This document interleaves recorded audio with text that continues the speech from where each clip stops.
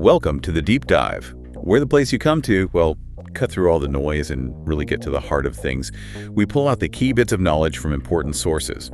Add maybe a few surprising facts, hopefully just enough humor, basically giving you that shortcut to being properly informed. And today, we're digging into something I think is incredibly relevant for almost everyone. It's about understanding and, crucially, dealing with manipulative people. Our main guide for this is Dr. George K. Simon Jr.'s book, In Sheep's Clothing, Understanding and Dealing with Manipulative People. It's a big deal, internationally best-selling revised edition, even featured on CBS's 48 Hours. Yeah, it really struck a chord, and for good reason. It tackles something a lot of people experience, but maybe struggle to name. Exactly. So our mission really is to help you get a clearer picture of those sometimes really subtle tactics people use, the covert ways they try to control or manipulate, the classic wolf in sheep's clothing. Because just recognizing it, that's the huge first step, right? It's about protecting your own confidence, your peace of mind. Absolutely. And it's not just abstract theory. No, not at all. We actually heard from a listener, Mark from Virginia, who said that engaging with these ideas, these insights, really helped him start, reclaiming his life, his self-respect. Wow, that's powerful. It shows a real-world impact. It really does. Yeah. And that's what Dr. Simon helps us do by basically laying out the manipulator's playbook. Right. And he gets really specific about those covert tactics, like guilt tripping. We all kind of know the term, but he explains how manipulators weaponize it. How so? Well, they tap into our natural sense of responsibility, our desire to care, and they twist it. So suddenly you feel responsible for their feelings or their problems. Oh, okay. I see that. Or gaslighting. That's another big one he covers. It's this insidious way they mess with your perception of reality. Little denials, twisting facts, until you start doubting your own memory, your sanity even. Scary stuff. It is. And then there's playing the victim, exaggerating helplessness, always having some misfortune, basically to dodge responsibility or just get you to do what they want through sympathy. Right. And the core insight from Dr. Simon, the really crucial bit, is that these individuals often operate with a profound lack of empathy. They see others less as people and more as, pawns to be used. Okay, so understanding those tactics is one thing, but then how do we deal with it? Because this is where Dr. Simon kind of flips the script on usual advice, doesn't he? He really does. Like, we're always told, just be more assertive. But he says that often doesn't work here. Why is that? What's different about manipulators? That's such a critical point he makes. Dr. Simon's insight is that manipulators, fundamentally, they just don't play fair. They're not interested in resolving things mutually or finding common ground. Their goal is different. Exactly. Their goal is control. It's winning, getting their way. So when you try to be assertive in the traditional sense, explaining your feelings, seeking understanding, you're essentially playing by rules they completely ignore. So you're playing chess and they're playing something else entirely. Something else entirely, yeah. Poker, maybe, like he suggests. They're not engaging in good faith. So that standard assertiveness can actually backfire, give them more ammunition. Okay, so if they're not playing fair and just being assertive isn't the answer, what does Dr. Simon say we should do? What's our actual strategy here? His focus shifts dramatically. It's less about confrontation and more about strategic self-preservation. He really emphasizes setting firm boundaries, really firm. Okay, boundaries. But what does that look like in practice? It means, for example, explicitly refusing to get drawn into their games. So if someone's trying that guilt trip thing, trying to make you do something you don't want to. Yeah. The book suggests you calmly state your position, but, and this is key, without endless justification, you don't need to give them a 5-page essay on why you can't help.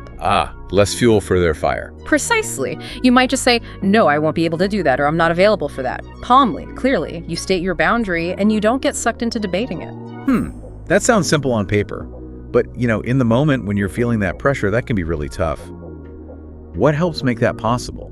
Is there a mental shift required? There absolutely is. And it connects back to what you just said, not giving them fuel. You have to recognize that your justifications, your desire to explain and be understood, that's what they feed on. Right. The mental shift is realizing you do not owe them an explanation for your boundary. Your no is enough.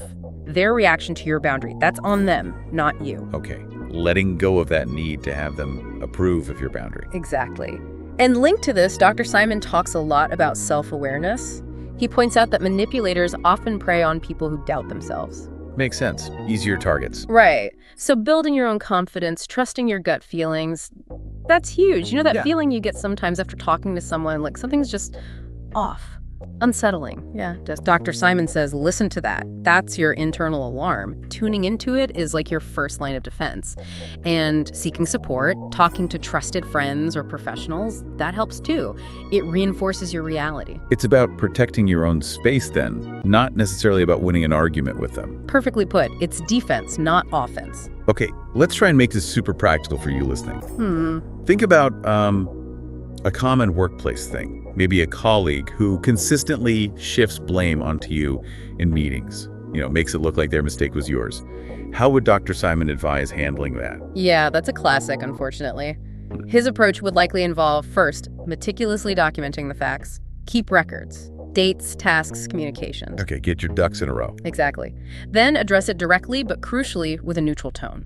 Focus only on the objective reality. You might say something like, just to clarify, my understanding was that this task was assigned here, based on this email. Can we confirm responsibilities moving forward? So no accusations, just facts. Right. Stick to the verifiable facts. Don't get drawn into their excuses, their justifications, their attempts to make you feel bad or confused. You're just calmly presenting the information. That takes some practice, I imagine, staying calm like that. Oh, absolutely. It's a skill. And another related skill, I suppose, is just saying no. That simple word. Dr. Simon emphasizes this too, right? Yeah. Saying no without feeling like you have to write a novel explaining why. Yes, absolutely. It's deceptively powerful. Manipulators often exploit our politeness, our desire to avoid conflict. They bank on you feeling obligated to explain. And the explanation is the opening they need. It is. It gives them something to argue against, to pick apart, to turn back on you. So a simple, calm no, or maybe a brief, neutral, sorry, that won't work for me, just shuts that door. It denies them the foothold. It's like reclaiming your power in that small moment. It really is. An act of self-reclamation, as you say, setting a boundary without inviting a debate about it. So for someone listening now who maybe feels like they're caught up in these kinds of dynamics, where do they even start? It can feel overwhelming. Totally understandable. Dr. Simon suggests starting small. You don't have to, stage a massive confrontation tomorrow. Okay. Small steps. Like what? Maybe just observe your interactions for a week. Pay attention. Who leaves you feeling consistently uneasy or pressured or just drained? Make a mental note or even jot it down. Check awareness first. Just awareness. Yeah. Then, based on that, maybe challenge yourself to test one small boundary. Just one. Maybe it's saying no to a small request you'd usually cave on. Maybe it's not justifying a simple decision. See how it feels. Exactly. See how it feels. See what happens. It's not about instantly becoming this boundary-setting ninja. It's about regaining that sense of agency little by little, recognizing those subtle pressures and choosing just once to respond differently. And I guess that really highlights the strength of this book in sheep's clothing. It's not just high-level theory. It's very focused on that real-world application. It feels like a practical toolkit. It absolutely is. That's why it's resonated so much, I think. It gives you actual tools for your personal growth, for empowerment, and yeah, like you said earlier, for protecting your peace. Okay, so wrapping this up then, if there's one core message you should take away from our deep dive into Dr. Simon's work today, what is it? I think it's that while manipulation can be really subtle, really insidious, you're not helpless against it. Gaining this knowledge, understanding the tactics, that really does equip you. It helps you unmask the wolf, as the title suggests. Precisely. Dr. Simon's work is a powerful reminder that you do have power in these situations. You can learn to see the game and choose not to play by their rules. That's empowering. Yeah. So maybe a final thought to leave you with. We talked a lot about the general tactics and defenses today. But perhaps the next layer here is thinking about whether there are different types of manipulators. Do they all operate identically? Or do we need slightly different, maybe more nuanced approaches depending on the specific kind of manipulation we're facing? That's a really interesting question and suggests there's always more to understand. What stands out to you listening now about the subtle ways manipulation might show up in your own everyday life? And how could these insights maybe help you spot it just that little bit sooner next time? Something to think about.